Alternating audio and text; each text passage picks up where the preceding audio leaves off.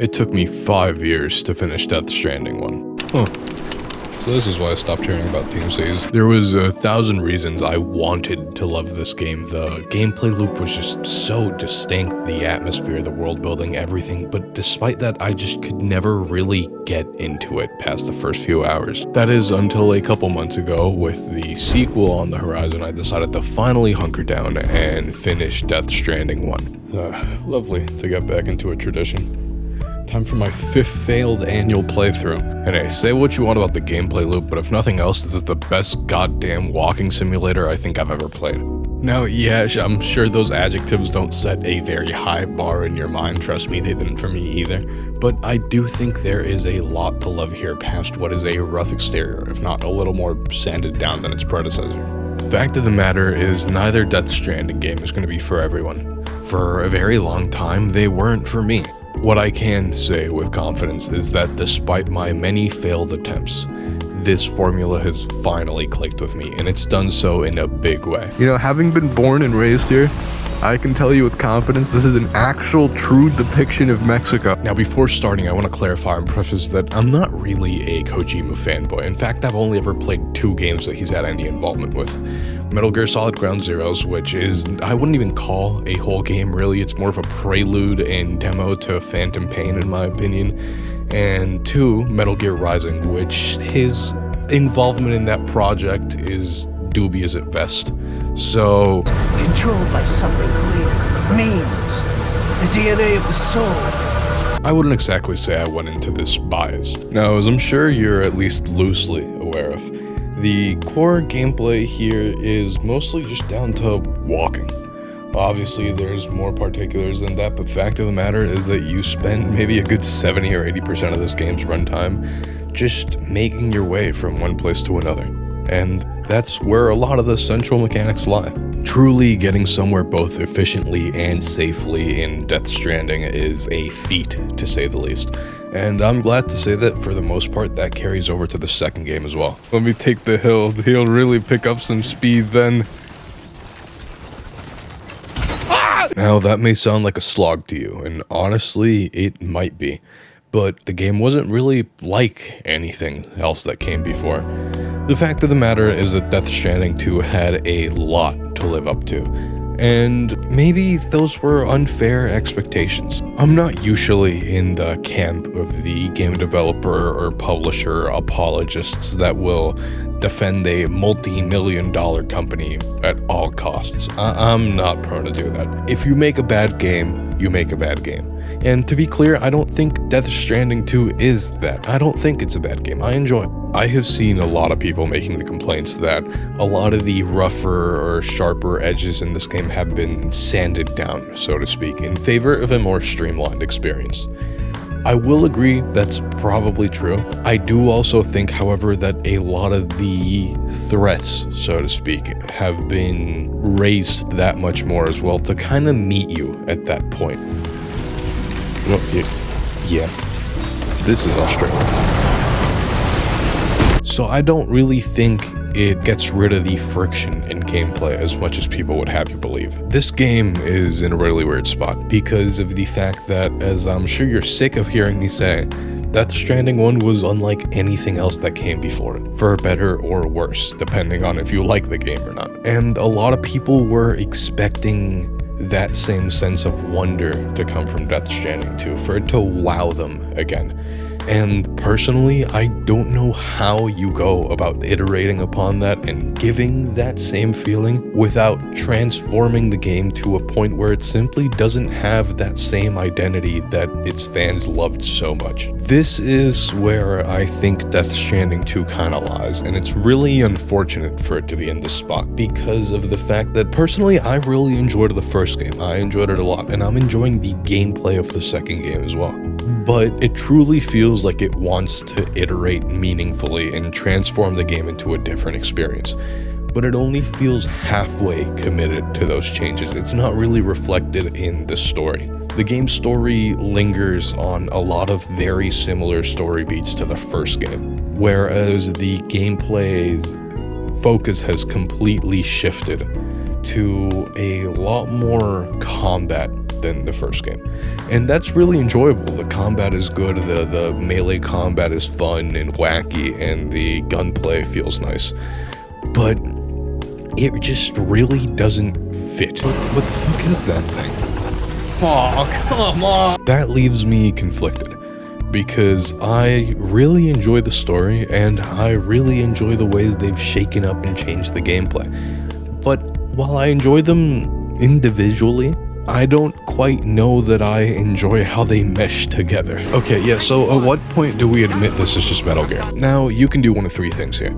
You can acknowledge the problem, like I am. You can chalk it up to that standard Kojima weirdness, like a lot of his fanboys are doing, and that may be the case. For all I know, this is completely intentional, that dissonance, so to speak. Or just maybe you like it, and that's that. And honestly, there's nothing wrong with that. But I did want to acknowledge it because it's something that I have felt a lot while playing the game. Now, just like a lot of those quote-unquote sharper edges have been smoothed out in this game, not all of that is necessarily a bad thing. And in fact, I think there's a lot of quality of life improvements that don't necessarily serve to diminish the friction in the game and take away from that experience, but to simply ease up some of the annoyances that were bringing down the experience without truly contributing to that struggle and that feeling. When it comes to small quality of life changes like that, the first thing I can think of is the interface. There's a lot when it comes to there's a lot that happens when it comes to the user interface that's really been done to kind of streamline that experience without, in my opinion, really taking away from what made the first game itself. For example, in the first game, whenever you wanted to arrange cargo, even if you didn't want to go through the conscious effort and just decided to press auto arrange, you would still have to pause your game, go into your cargo menu, select the prompt, confirm, and then leave the menu. Now you simply bring up a radio menu with one of your D-pad buttons and select auto arrange cargo and you're done. Similarly, if you're headed into a combat scenario and you want to be a little bit more mobile and don't want to risk damaging your cargo, now instead of offloading all your cargo individually like you would in the first game, you can now just drop your entire backpack and keep it all consolidated to just pick up in one go when you come back. Once again, small changes like this that don't detract from the friction that the original experience aimed to put the player through, while still making it a more accessible and generally improved experience. I've noticed massive improvements in the vehicle handling as well, which is a godsend. Oh my god, I can actually drive this thing now.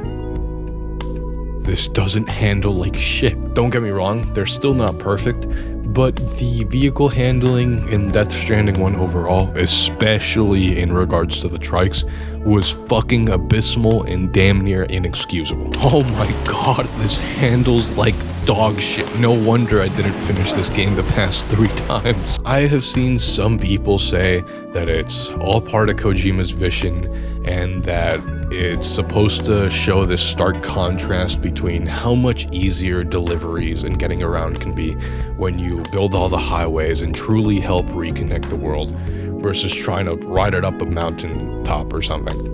Frankly, I think those people are huffing their own fucking farts a bit too much. Frankly, I don't have anything against video games being seen and treated as an art form, even though I don't think every game needs to be this intensely deep, thought-provoking experience. I like it when people decide to push the medium and try to say things through it, try to do something that they feel matters. But at the end of the day, games are categorically supposed to be fun, and I think there is a massive difference between intentionally picking and choosing where to put this difficulty and that tedium for the sake of artistic vision, and using said vision to excuse what is otherwise bad design. That's like the directors of the Flash movie saying the CGI is bad because of Barry's distorted perspective. No, the dude coming out of the top of that Humvee looked like a fucking PS3 cutscene. And I think the most telling thing when it comes to that specifically is the fact that the handling for the vehicles is no longer dog shit. It's not great, but it's a whole lot better. And personally, Kojima has always struck me as someone that is uncompromising in his vision. And honestly, even if it doesn't align with my views all the time, I've always admired that because I hate these games being secretly helmed by publishers rather than their directors, maybe 7 times out of 10, because they need to be largely and massively monetizable. So seeing someone put a lot of those annoyances and really roadblocks to what progression would be in a normal game for the sake of that vision can be awe-inspiring sometimes. Kojima, please give me back the trench coat. Sam looked fly as fuck in that thing. You're not gonna give it to me for the opening hour and get rid of it, please. To be 100% transparent, the more I read about Kojima going on about how these games were supposed to be about building connections with others, reconnecting the world, building that bond, the more I thought it was pretentious as all fuck.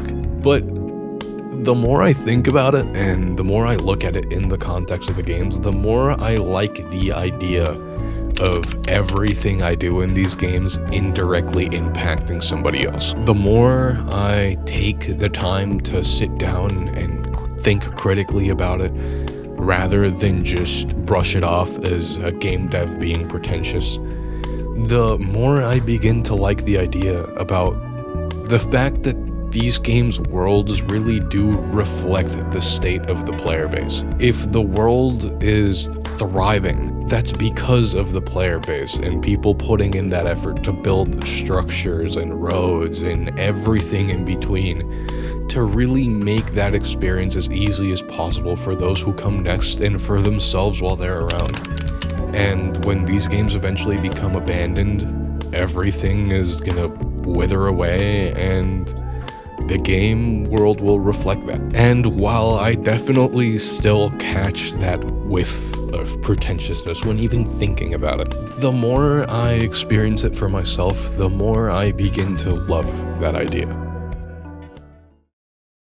Hey, if you only wanted to hear my thoughts on the game and that's it, you can feel free to tune out now. I'm gonna rant about the video itself for a minute, but genuinely thank you for making it this far if you're hearing me. It means a lot. I know the tone for this video has been very different. I'm still experimenting with what I want to do for this channel, truthfully. This is only, I think, my 7th upload, and I'm still figuring out what works and what I like making. I still want to test a bunch of other stuff out too, eventually maybe even just some flat out gameplay shit instead of all of this. But I do think that's going to change from upload to upload because I think different tones and different kinds of videos befit different games. Obviously, whenever the next video comes out, which is going to be on Donkey Kong Bonanza by the way, it's not going to have the same tone as the Death Stranding video.